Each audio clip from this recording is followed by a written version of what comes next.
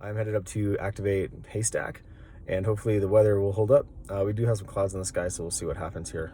The peak itself is relatively high, and yeah, well over 10,000 feet anyway, and some bushwhacking, some good trail hiking, so looking forward to it. But hopefully get on 20 meters, for probably 14,310. We'll see.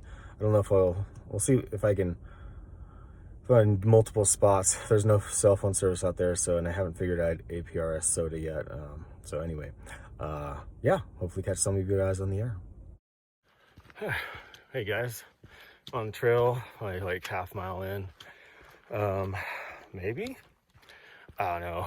It's a beautiful, beautiful area. Stop for a second, you guys can look around. A lot of dead trees. I want to tell you, if for those of you who don't know, if you're backpacking, camping, car camping, and you see a lot of these dead pines, don't camp by them.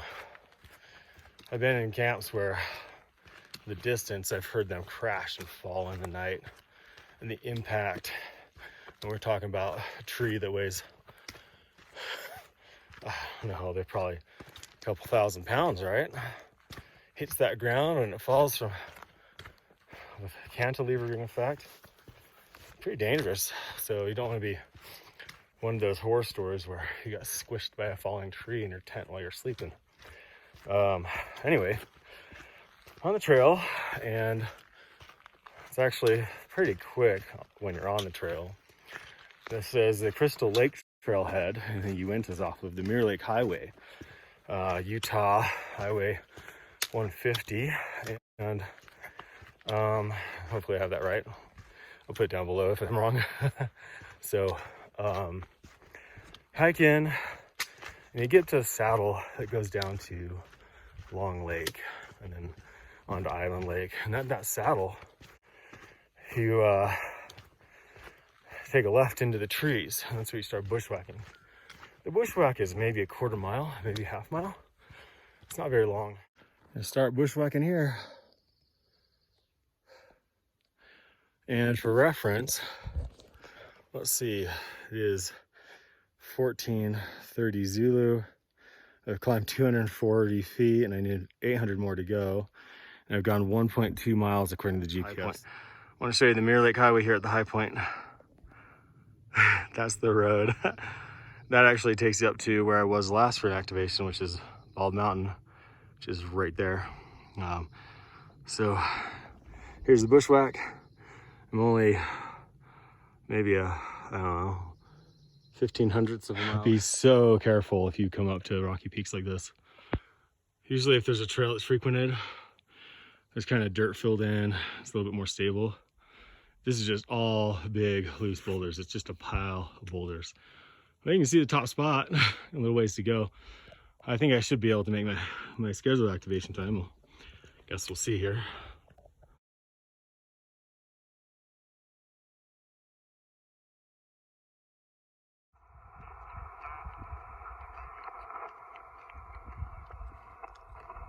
On top of Haystack Mountain. That's Washington Lake, that big one off to the left. There's actually a really cool lake just below us here, below me. And that one, I love that. That's such a cool lake. And there's no trail to it. I want you all to see this cool feature. See that channel 1 down there? B. CQ, calling CQ, Summits on the air. This is Kilo India 7, Whiskey Juliet Papa. CQ, calling CQ, Summits on the air. This is Kilo India 7, Whiskey Juliet Papa, listening.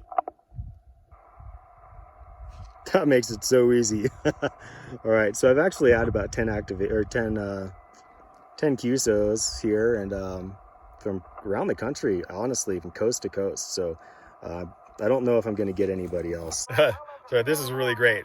About the time I was done, or I called my final CQ, I got a call, I thought I did, and from Canadian station. It turns out Parks on the Air station had jumped on while the bands had improved. So this is pretty incredible. On the same frequency I was on, and all of a sudden I'm hearing more stations from all over. So I'm actually going to give this guy a call. Kilo India 7, Whiskey Juliet Papa. What? November Whiskey That was a powerful station. Roger, roger, QSL. Wow. What a cool place to operate a radio.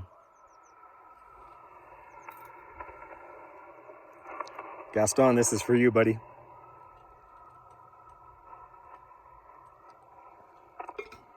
All my coffee up here, already brewed. Kilo India 7, Whiskey Juliet Papa. Tango. Yeah. Keep doubling with people. Guess we're all being too courteous. All right, beautiful view, right? I got a huge radio. So the benefit of it, I am running 15 watts. You know, out to that end-fed antenna, which has actually been really great. So I can get out pretty far, but I feel like up here, I don't want to carry a heavy radio anymore. So we're gonna figure this out one of these days. Thought I'd take a break here for a second. I'm on my way out, packed up, all that stuff. Look at this. But I also want you to look at this. I got a sidewalk. But when you find a path of least resistance, it might not be a bad idea to follow it. Right now I'm walking on very, very solid mountainside. The rocks above me are very unstable. Very little soil between them. So it makes sense to find a route like this that is below the ridgeline, that is stable and offers great views. I could sit here and have a picnic too. I mean, look at that. Look at that, isn't that incredible? So, that's pretty sweet, huh? Anyway, the other thing about walking below the ridgeline, there's the ridgeline, it keeps you out of the wind. I could use a little bit of breeze today, but being below the wind is actually, or out of the wind and below the ridgeline, is super advantageous. Wind is a factor in hypothermia and just general irritation sometimes. So hike below the ridgeline if you can. And oftentimes you'll find that other people have done that, and you'll actually find trails where you've been bushwhacking on the ridgeline. You'll find trails that are well established, unofficial, not mapped, but they're below the ridgeline for a reason.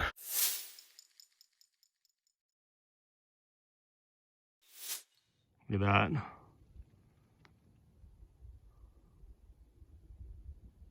We're gonna golden eagle, I believe.